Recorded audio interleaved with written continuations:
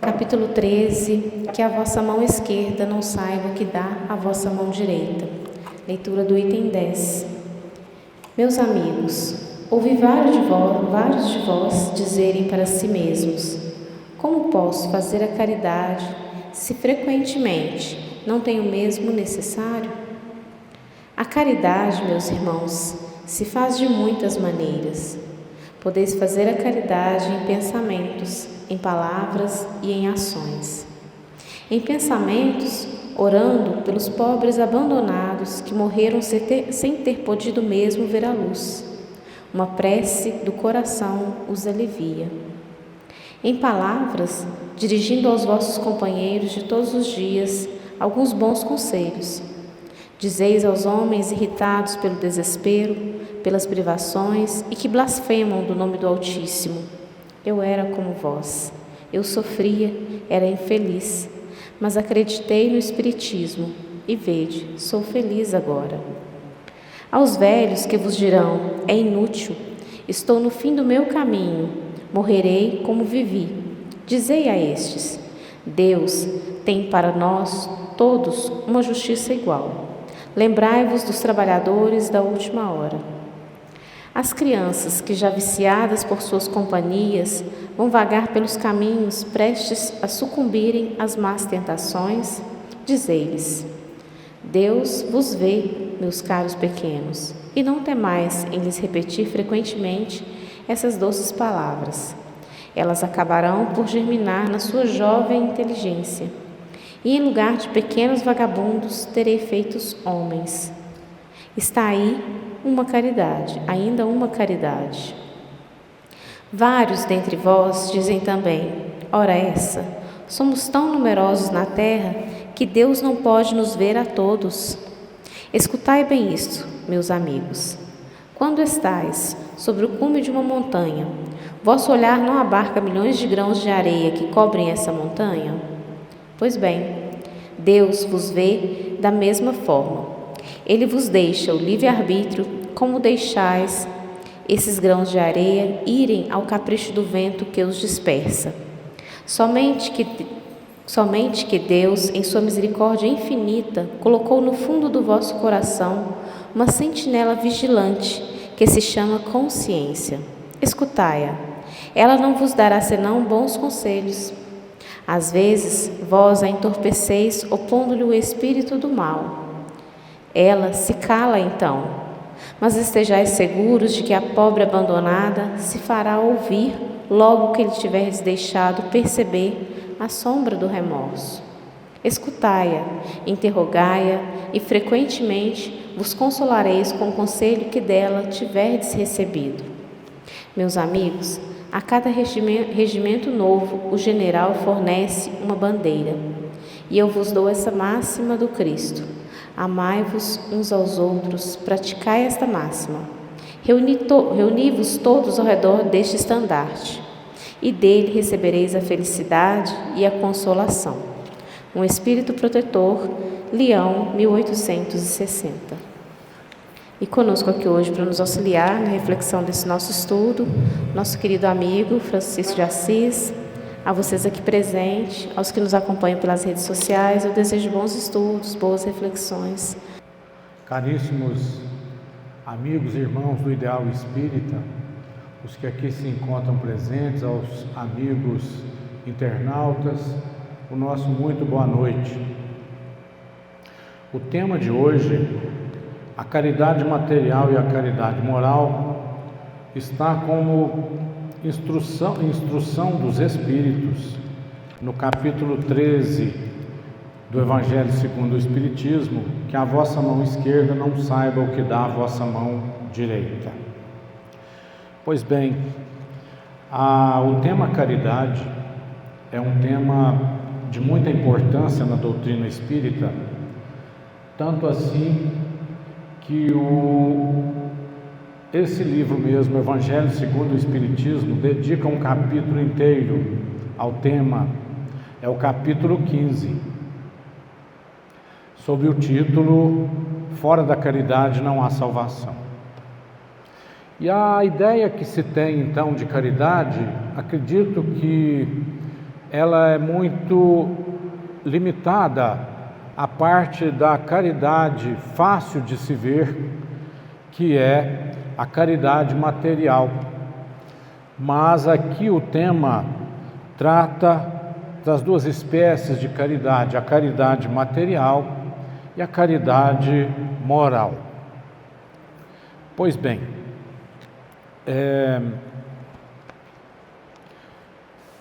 comecemos então a definir o que seja caridade sob a ótica da própria espiritualidade, quando nós temos aqui, na pergunta 886 do Livro dos Espíritos, e a doutrina espírita, então, de acordo com o Espiritismo, entende a caridade como dever moral de todo homem e que não se resume apenas ao auxílio material. O seu verdadeiro sentido, como a entendia Jesus, é ter benevolência para com todos, indulgência para com as imperfeições alheias e o perdão das ofensas. Está lá na questão 886 do Livro dos Espíritos. E benevolência para com todos, o que vem a ser então? Benevolência, segundo o que se tem de definição gramatical, não é senão a predisposição ou a nossa, vamos dizer assim, a nossa disponibilidade e predisposição mesmo para a prática do bem. E se resume então isso no amor de Deus e do próximo, amor a Deus e amor ao próximo. Sendo essa boa disposição de ânimo para com alguém, ela traduz uma estima, um afeto. E em consequência, em complemento, podemos dizer que está aí, dentro desse conceito, a indulgência para com as imperfeições alheias, que é nada mais do que a nossa tolerância para com as falhas do nosso semelhante, em relação ao que entendemos como correto, porque cada um tem uma ideia do que seja certo e do que seja errado, e talvez o certo, na minha visão, não é o certo lá na visão do meu semelhante. Daí a pertinência dessa indulgência para com as imperfeições alheias, vista sob a particularidade de minha ótica, minha estreita visão. Ainda assim, ainda que não seja uma imperfeição alheia, vamos dizer, conceituada de um modo geral, mas sob minha ótica particularmente, vai exigir de mim, então, essa tolerância. E por fim, o perdão das ofensas. Estando nós, então, nessa trilogia que sustenta, esses três pilares que sustentam a caridade, estaremos aí, a cada momento, sofrendo os desafios de vigilância constante, a fim de que pratiquemos essa caridade como verdadeiro sentimento e verdadeira obrigação, como a entendia Jesus, a sua época, e que perpassa os séculos, chegando até nossos dias, com a mesma conceituação.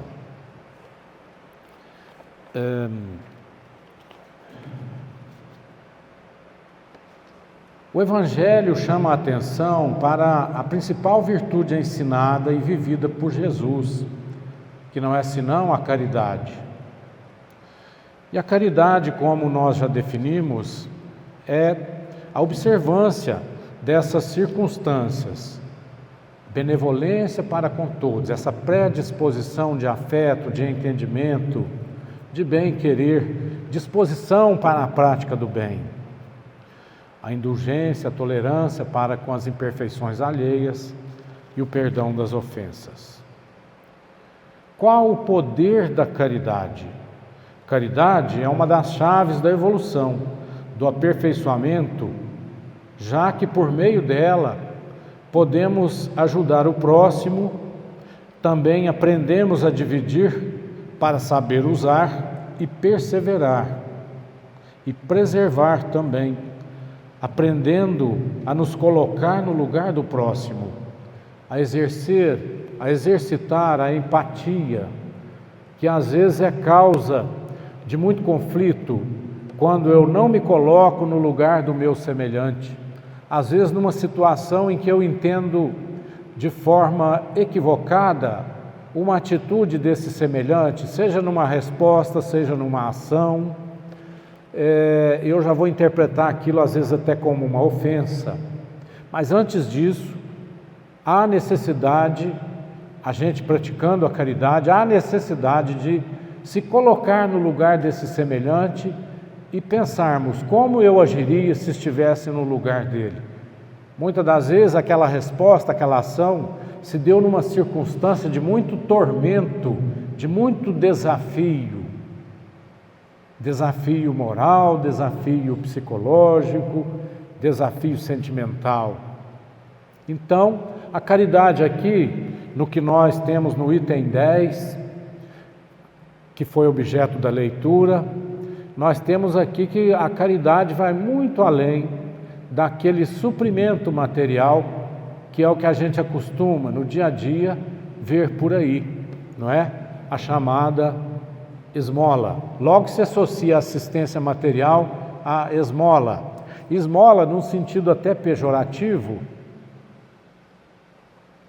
porque vem com a ideia de se dar o que sobra, o excesso que eu tenho para poder satisfazer uma necessidade de um semelhante. E em item anterior, quando se trata aqui da parábola do óbolo da viúva, nós vimos que a viúva deu mais aos olhos do mestre, ela deu muito mais do que quem deu as grandes quantias em dinheiro. Ela, apesar de ter dado muito pouco, mas ela deu tudo de si, tudo o que ela tinha, talvez até para a sua própria subsistência. Ela abriu mão de sua subsistência em favor de terceiros que também estavam necessitados. Então, nós temos também aqui que voltar a nossa atenção para a abrangência da caridade, muito além dessa assistência, dessa dispensa material. E a caridade vai existir então em diversas outras formas. Nós temos aqui os tipos de caridade então. Primeiramente, material e moral. Material é essa mesmo que a gente está acostumado a ver, que é a assistência material, matéria, não é? É um auxílio com roupa, gênero alimentício, quantia em dinheiro e assim tudo que é relacionado à matéria. E também a caridade moral, que é o objeto desse tema 10 em especial. E aí nós temos o tipo de caridade, os tipos seguintes: a caridade verbal, a caridade mental, a gestual e a mediúnica. Cada uma dessas caridades tem a sua peculiaridade. A verbal se constitui de palavras consoladoras, esclarecedoras, edificantes. Muitas das vezes nós nos deparamos com alguém em aflição, alguém que precisa e quer ali desabafar qualquer assunto e não damos importância, achando que seria perda de tempo, achando que caridade é apenas prestar um auxílio material. Mas está aí uma forma de caridade muito importante nos dias atuais, nesse corre-corre da vida, em que o bate-papo descontraído, o aconselhamento até, está sendo relegado para momentos que talvez nem cheguem, em razão da necessidade, em nome dessa necessidade de se correr atrás do sustento próprio, correr atrás da aquisição dos bens materiais, vai deixando de lado essa oportunidade de doação ao próximo, seja ouvindo quem está numa situação vamos dizer assim, de desespero, uma situação de agonia, uma situação assim de ansiedade. Uma das coisas que a gente mais vê hoje em dia é a visita das pessoas ao psicólogo, que nada mais será do que aquele profissional capacitado para ouvir o seu paciente e ao final concluir pelo aconselhamento que entende correto naquela atitude questionada pelo paciente diante da sua fala de minutos, geralmente uma consulta de 50 minutos, 1 hora. Então, o que nos falta na sociedade, em meio a esse corre-corre dos dias atuais, é justamente isso, a gente dar uma pausa. E talvez não só para buscarmos ouvir esse semelhante, mas também por nossa parte, buscarmos esse aconselhamento com quem possa nos ouvir. Essa seria uma caridade para conosco primeiro, depois em situação de ouvir para com o nosso semelhante. Também a caridade na sua forma de caridade mental, que nada mais é do que ondas mentais que nós vamos emitir em favor de alguém através da prece e certamente do amor e mais ainda do perdão. E é aí que está o que às vezes nos desafia mais no dia a dia. A gente se sente ofendido com alguém que nos deu uma resposta áspera, seja no comércio, seja no trabalho, seja na família. E aí então, nesses momentos, entra a prática dessa caridade, do tipo caridade mental, onde, em favor dessa pessoa, em favor desse semelhante, eu devo, então, proferir uma prece, por mais singela que seja, rogando ao Criador que dê aquele semelhante, aquele parente, aquele colega de trabalho, a serenidade necessária para aplacar aquela forma brusca de resposta, aquela ação violenta, retomando a ele um momento de paz e harmonia. Uma prece, por mais singela que seja, desencadeia essa onda mental que vai em socorro desse nosso irmão, desse nosso semelhante. É uma forma genuína de caridade, caridade mental. Eu não preciso demonstrar, apenas vou exercer aqui, através de meu pensamento, o meu sentimento de amor através da prece, direcionada a essa pessoa que está ali, evidentemente, manifestamente necessitada dessa caridade. Também a caridade na modalidade gestual. O que a gente não está acostumado agora nos últimos dias é justamente uma tradição de outros tempos, quando as famílias tinham o costume de se visitarem, né? Um parente visitando o outro, um amigo, um vizinho, e ali há um bate-papo descontraído, e o início, às vezes, desse bate-papo ou dessa oportunidade é aquele aperto de mão, é aquela mão nos ombros, é o abraço com todo o sentimento de amor que deve ser acompanhado um gesto dessa natureza. Então, a caridade gestual se traduz nesse aperto de mão, nesse abraço e nesse gesto de carinho. E para nós que somos aí da doutrina espírita, sabemos que um abraço afetuoso é um poderoso passe em favor desse nosso semelhante. Esse aperto de mão sincero e desejoso do bem é um passe de grande valia. E também a caridade moral no tipo mediúnica, que é o amparo tanto aos encarnados quanto aos desencarnados. São essas ações das reuniões mediúnicas da sala de passes, onde nós vamos dar o amparo tanto aos encarnados quanto aos desencarnados, sobretudo nas reuniões mediúnicas, em que irmãos em estado de tormenta ali comparecem em busca de auxílio. E as reuniões mediúnicas temos como exemplo da essência dessa caridade, de auxílio aos encarnados, aos desencarnados, em se tratando até de orientações de desobsessão.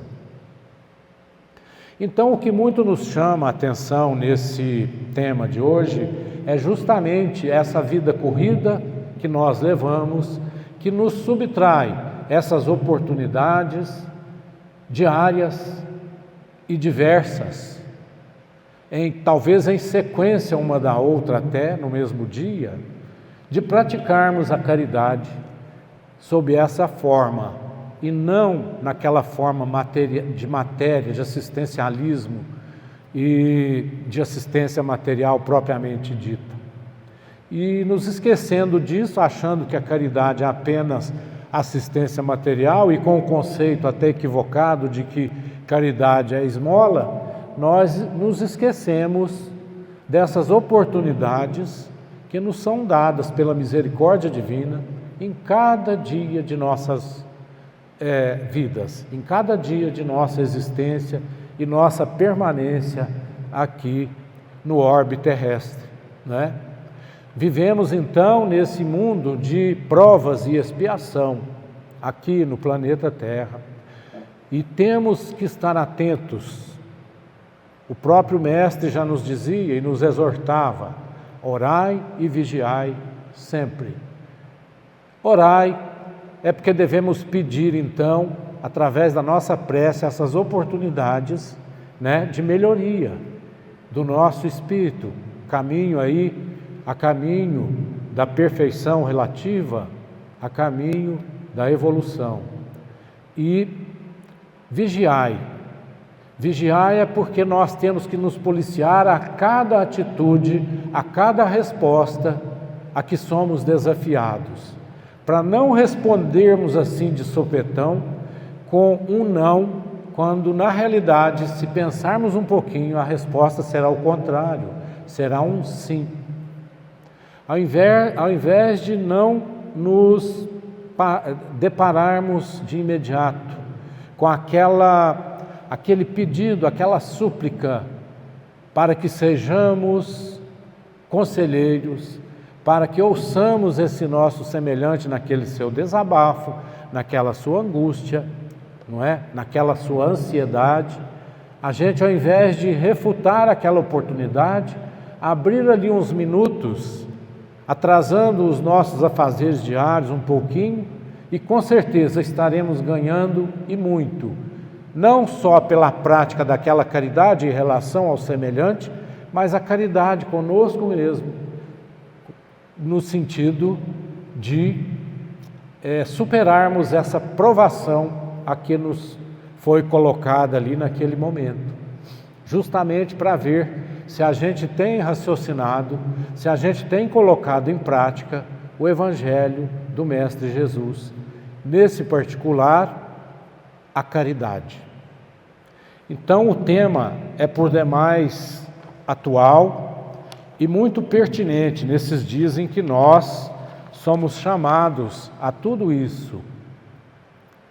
E aí, já caminhando para o encerramento da nossa manifestação, da nossa, vamos dizer assim, da nossa explanação, vem a indagação: como fazer a verdadeira caridade? Caridade não se ensina, se pratica. No anonimato, o verdadeiro valor. Então está dentro aqui do capítulo: não saiba a vossa mão esquerda o que faz a direita, justamente para que tudo o que eu fizer fique ali no anonimato na medida do possível, que eu não me valha dessa oportunidade para me promover perante meus semelhantes, porque a mim basta que o Criador esteja ali vendo o que eu faço e avaliando a minha conduta. Então, caridade não se ensina, se pratica. No anonimato está o seu verdadeiro valor.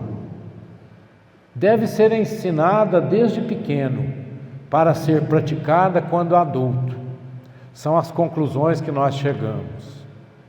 A verdadeira caridade é o desejo de ser útil aos outros, sem querer e sem objetivar recompensa. Porque muitas das vezes nós vemos a caridade e a pessoa ali vislumbrando recompensa. Tem valor perante o Criador? Tem valor porque se foi feita a caridade, mas foi feita com um certo interesse, então esse valor será relativo. Ele será bem menor do que aquela caridade feita sem interesse de recompensa.